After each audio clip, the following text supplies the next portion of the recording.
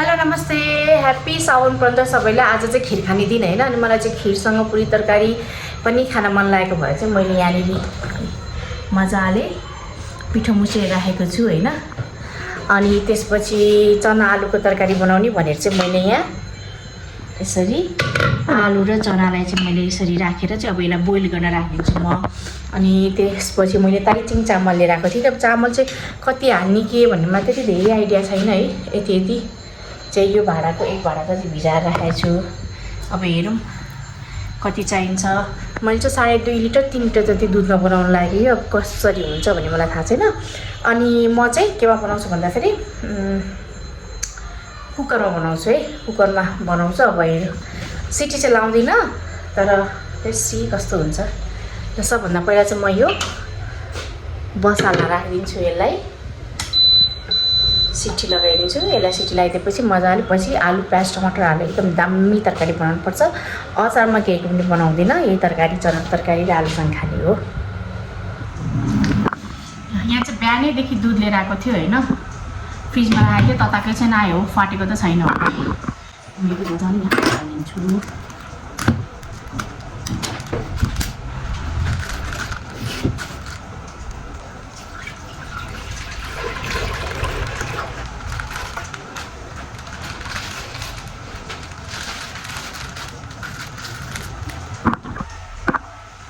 यो चाहिँ 2 लिटर दुध भयो।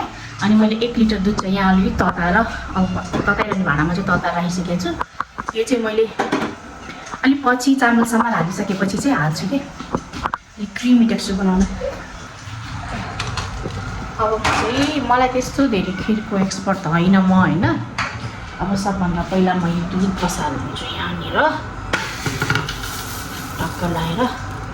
अब यसलाई चाहिँ बिस्तारै उम्लिन दिने, चलाउँदै पकाउँदै गर्ने। अनि मैले भिजाएर राखेको चामल सायद सबै चाहिन्छ जस्तो मलाई लाग्दैन होइन। अब सबै पनि हाल्दिनँ, म अलिअलि मात्रै हाल्छु। अनि तरकारीको लागि चाहिँ मैले यहाँ सबै रेडी गरेर राखिसकेँ। अनि सिटी लाएर निकालिसकेँ। अब दुध उम्लिसकेपछि चाहिँ म तरकारी बसालिदिन्छु। यहाँ चाहिँ दुध मजाले उम्लिसकेको छ होइन। अब म यसमा के हालिदिन्छु भन्दाखेरि चामल हालिदिन्छु है त। यहाँ मैले नरिवल पनि काटेर राखेको छु। अनि मसँग दालचिनी मरिच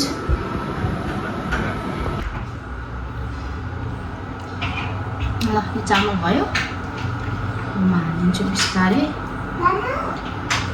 हाल्नै डर लाग्यो मलाई त, तातो हुन्छ भनेर डाडो हाल्नु होइन।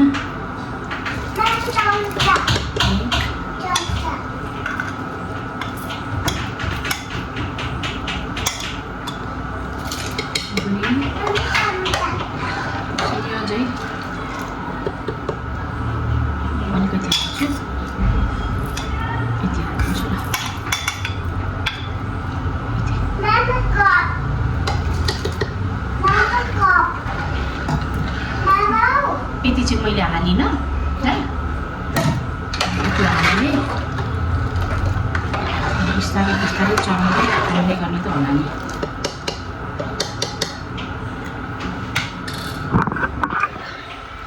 मैले ग्यास पनि सानो बनाइदिएँ। बिस्तारै बिस्तारै चलाउँदै पकाउने गर्छु है।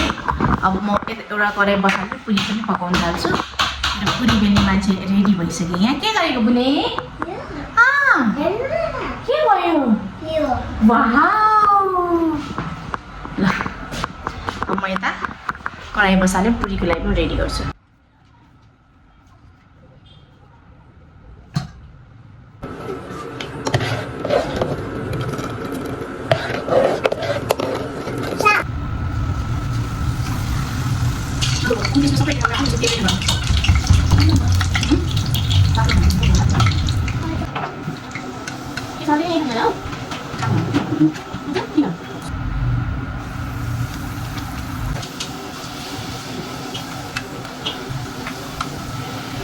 Wow.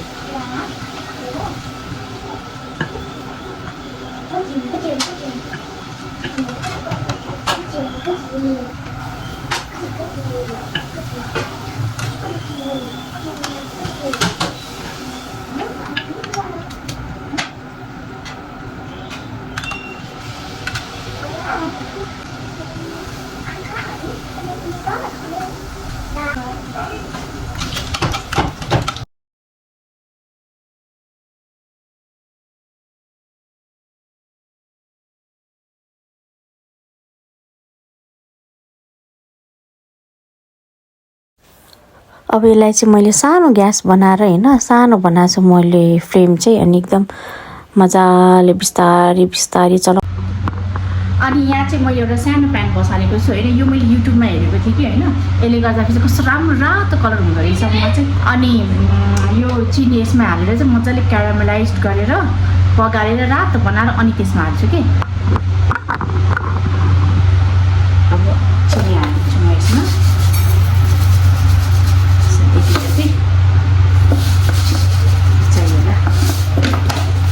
यसलाई चाहिँ म सानो ग्यास बनाएर चलाइ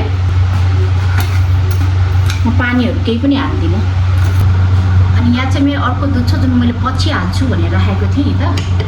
अब यो दुध पनि म तर्सहितै यहाँ हालिदिन्छु। यो पनि मजाले उमालेर राखेको दुध हो कि हालिदिन्छु चलाउँछु यस्तो देखेको होइन मसँग यो नरिवलको धुलो यो हालिदिन्छु।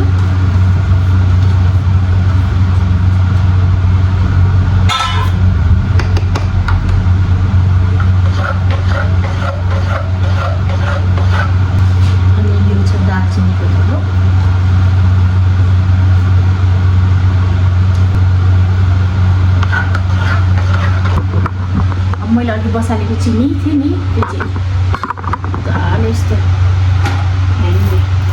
गल्न सुरु भइसक्यो। एकछिन एउटा खिरेर अनि मैले चाहिँ लसुन लाग्छ कि हुन्छ पानी नआउँछ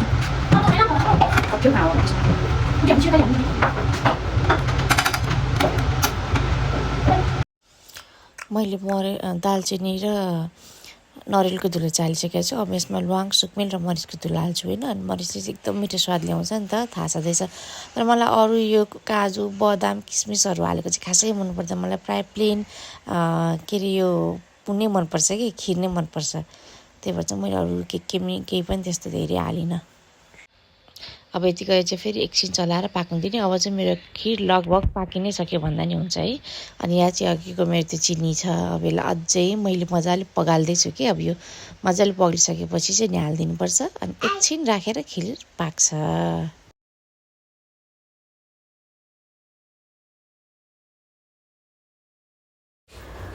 ल अघिको चिनीको पाक चाहिँ पग्लिसकेर यतिको भइसकेको छ होइन कस्तो राम्रो देखेको छ हेर्नु न। अब यसलाई चाहिँ अझै एकछिन पगालेर चाहिँ मैले चाहिँ एकदम सानो ग्यास बनाएर त्यो बसालिदिइरहेको छु कि खिर होइन। अब यो अलिकति पग्लेपछि चाहिँ म यो त्यसमा हालिदिन्छु कि। ल अब यो म खिरमा चाहिँ यो तातो पाक हालिदिन्छु होइन। हालेर चाहिँ अनि मजाले चलाइदिन्छु। अब यो पाक हालिसकेपछि कस्तो हुन्छ भने सुरुमा चाहिँ त्यो चाकु जस्तो डल्ला पर्छ कि तर त्यसको चाहिँ केही टेन्सन लिनु पर्दैन होइन किनभने तातोले गर्दा यो फेरि आफै पग्लेर जान्छ। ल मैले अब यता चाहिँ तरकारी बनाउनु रेडी गरेँ होइन। अब यति गरेपछि चाहिँ हाम्रो सबै आइटम पाक्यो।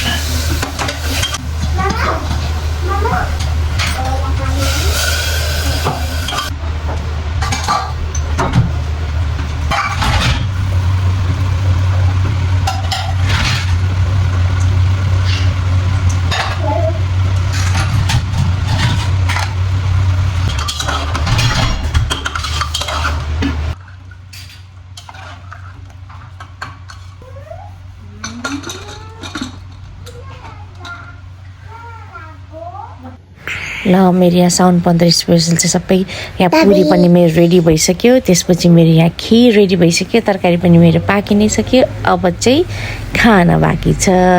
ह्याप्पी साउन 15 सबैलाई। खिर हेर्नु यस्तो राम्रो देखेको छ यस्तो क्रिमी टेक्स्चर आएको छ नि। ल अब यहाँ खाने मान्छेहरूलाई सोधौँ कस्तो भएछ भने।